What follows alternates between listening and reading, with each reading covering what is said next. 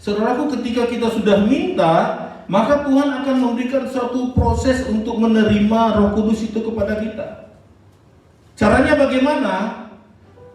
Tuhan harus membaptis saudara dengan air dulu pertama, sebagai tanda pertobatan. Saudaraku, kita ini kan manusia berdosa. Amin. Yang namanya mau diubah dari hitam ke putih, itu tandanya apa? Harus bertobat, katakan bertobat. Ya, setelah kita mengalami pertobatan, tandanya apa? Kita dibaptis. Dibaptisnya itu dengan air. Ia akan membaptis kamu dengan Roh Kudus dan dengan api. Jadi ketika kita mengalami yang namanya satu pertobatan, saudaraku, kita juga akan mengalami yang namanya dibaptis air, yang kedua dibaptis Roh Kudus. Dan berkat yang ketiganya apalagi? Dibaptis dengan api. Ini harus kita alami. Pak, puji Tuhan, aku sudah dibaptis. Udah dibaptis selang. Bagus. Sekarang ayo naik level. Sudah baptis Roh Kudus? Belum. Minta sungguh-sungguh. Minta dengan segenap hati. Minta dengan iman. Supaya kita dibaptis dengan Roh Kudus. Jadi ketika kita minta Roh Kudus, itu bukan kayak film silat. Begini kan Pak Tampu Bola, cus, terima Pak Tampu Bola, cus, keluar cahaya, cus, terima Roh Kudus Pak Tampu Bola. Enggak gitu, saudara. Kita terima Roh Kudus itu prosesnya dibaptis, katakan dibaptis. Ya, saya kasih kata sederhananya ya.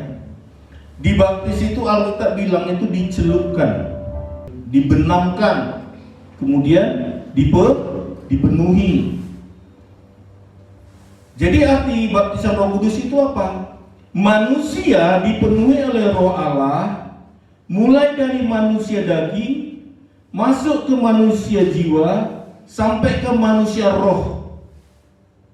Jadi baptisan Roh Kudus itu masuk ke dalam 3 dimensi manusia.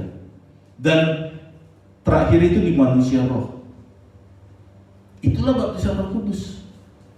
Tapi kalau baptisan air tadi cuman badan kita aja yang basah kan, masuk ke air, tubuh saya masuk ke air, dari ujung kaki, kepala sampai kaki basah, kan cuman tubuh saja.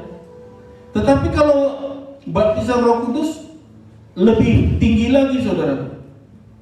Si manusianya itu dipenuhi oleh Roh Allah, bukan lagi air. Amin. Tapi apa objeknya? Roh Allah. Dan Roh Allah itu bergerak dari tubuh jasmani ini masuk ke tubuh jiwa, bahkan sampai ke manusia roh kita. Di manusia roh kita itulah Roh Kudus berdiam. Jadi Roh Kudus itu tinggal di roh kita. Ayo, oleskan dada saudara. Ternyata Roh Kudus itu tinggalnya di roh kita. Roh kita itu kan di dalam sini kan. Kalau kita operasi kan nggak bisa hidup lagi kita nanti. Tapi ya, percayalah di sini dia. Ya, di sini tuh Roh Allah di dalam. Dampaknya apa, saudaraku? Ketika kita dibaptis Roh Kudus, maka manusia roh kita itu jadi hidup, ada kehidupan, dan dapat dikendalikan oleh Roh Kudus. Jadi kalau sebelum kita dibaptis Roh Kudus, roh manusia itu tidak ada kehidupan.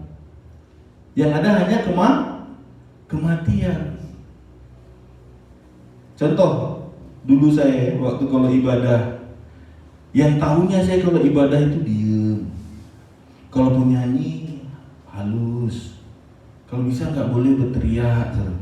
Tapi ketika saya melihat kegerakan Roh Kudus, melihat gereja-gereja yang menyembah dengan on fire, saya lihat aja, ngapain orang ini kok teriak-teriak, tepuk-tepuk tangan, lompat-lompat, gitu kan? Saya nggak ngerti karena apa? Saya belum mengalami suatu perpindahan roh itu tadi dari Roh Kudus masuk ke roh saya belum pernah alami. Sehingga saya menganggap itu suatu sesat orang ini. Doanya kuat-kuat, lompat-lompat lagi. bahasa roh lagi dia. Wah, sandal lama, sandal baru. Oh, cicak kanan, cicak kiri. Apa kata orang?